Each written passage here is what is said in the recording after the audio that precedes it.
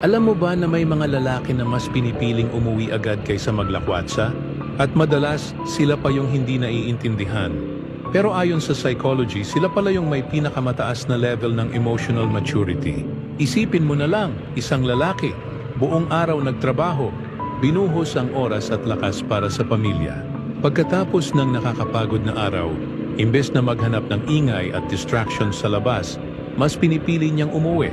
Bakit? Kasi para sa kanya, mas fulfilling ang simpleng maupo sa hapagkainan kasama ang pamilya kaysa mag-bar hopping.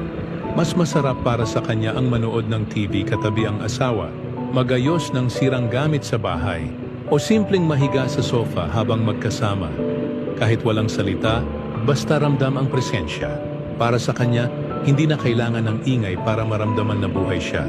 Dahil ang tahanan mismo ang kanyang safe place. Ito ang ultimate rest, ang tunay na pahinga. Sa psychology, ito ay tinatawag na emotional regulation at loyalty.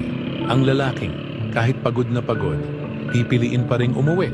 Ibig sabihin, pinoprotektahan niya ang relasyon. Unconsciously, nire-reinforce niya ang trust. Kung meron kang ganitong klaseng partner, tandaan mo, hindi lang siya basta homebody. Siya ay isang lalaking mas pinapahalagahan ka kaysa kahit anong gimmick sa labas. Ang tawag dito ay future, self-projection, yung pag-i-invest ng energy. Kung saan talagang nabubuo ang kinabukasan, sa tahanan at sa relasyon. Kaya kung meron kang ganitong klaseng lalaki, huwag mong isipin na boring siya o kulang sa social life. The truth is, ito ang tunay na emotional intelligence in action. At kung ikaw ang babaeng minamahal niya, girl, you're lucky!